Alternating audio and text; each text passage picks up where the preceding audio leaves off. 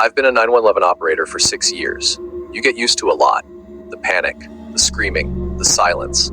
Sometimes it's the silence that stays with you, especially when someone whispers like they already know help won't make it in time. My shift starts at 3 a.m. I take the same route every day, cut through Wexler Avenue, past the gas station, pull into the back parking lot of the call center. Nothing special, just routine. But last night, something was off. It started the moment I pulled out of my driveway.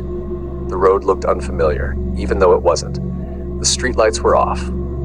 All of them. It was darker than it should have been, and the houses lining the road, something about them felt vacant, like the people inside had left years ago, but no one told the buildings.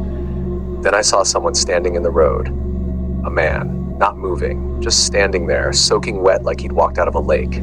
He didn't have a phone, no car nearby, just this blank look on his face like he wasn't all the way there. I slowed down and rolled my window down halfway. Asked him if he was okay. He didn't respond right away. Then he looked straight at me and he smiled, not with his mouth but with his eyes, like he knew something I didn't.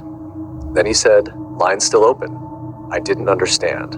I was just about to ask him what he meant when my work phone started ringing. It was strange. Only the supervisor ever calls that number, and even then, only during emergencies. I wasn't even on shift yet, but I answered.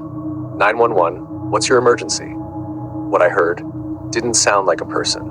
There were whispers, layered and overlapping, like more than one voice was trying to speak through the same line. I could barely make out anything except one word. Listen. Then the voice said, "They're calling from under your car." I froze. I don't know why I looked down. Maybe instinct. But I swear I heard a scraping sound, metal on metal, coming from beneath me. I put the car in reverse and drove. Fast. I didn't look back, but when I checked my rearview mirror, there was no road behind me. Nothing. Just black. Like I'd driven off the face of the earth. I don't remember how I got to where they found me, sitting in my car in the middle of a field 2 towns away from the center. The engine was still running, the phone was still in my hand, and the call was still connected. They don't believe me. They say I fell asleep at the wheel or had some kind of stress-induced hallucination. But ever since that night, I've been getting strange calls on shift. No address, no number, just a voice whispering my name. And every time I hang up, the line doesn't disconnect right away. It just stays open. It's been 4 nights since I was found in that field. I went back to work. I shouldn't have, but I needed to prove to myself that it was all in my head. Stress, fatigue, burnout, that's what they called it. I told myself the whispers were just old calls bleeding into the system, ghost data, feedback from bad lines. I even unplugged my headset and rebooted the terminal. But then the call came in. There was no ringtone. The system didn't flash. It just connected, like someone had already been listening and finally decided to speak. I answered out of habit. 911, what's your emergency? There was a pause. Then a soft voice said, "He's in the wires." It sounded like a child, maybe a girl. I asked her to repeat herself. "He's in the wires. Don't turn around." I froze. My back was to the hallway. The office was quiet.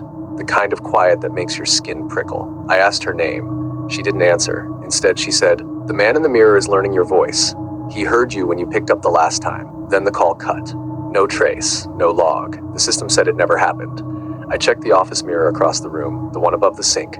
I've never liked it. Old, warped glass with these faint cracks like spider webs. There was nothing in it at first, but then, just for a second, I saw someone standing behind me. Not in the room. Only in the mirror. Tall. Thin, wearing what looked like a headset. He was holding the same phone I was. Smiling. I haven't slept in 2 days. Every time I close my eyes, I hear the line clicking open, like someone picking up a receiver just a second before I do. And last night, when I walked past my hallway mirror at home, it was lit up, like someone had turned on a screen inside it. And I swear to God, I saw my workstation reflected there. Not my living room, my desk, my terminal, and a call blinking on screen. Line 3, unmarked, still open.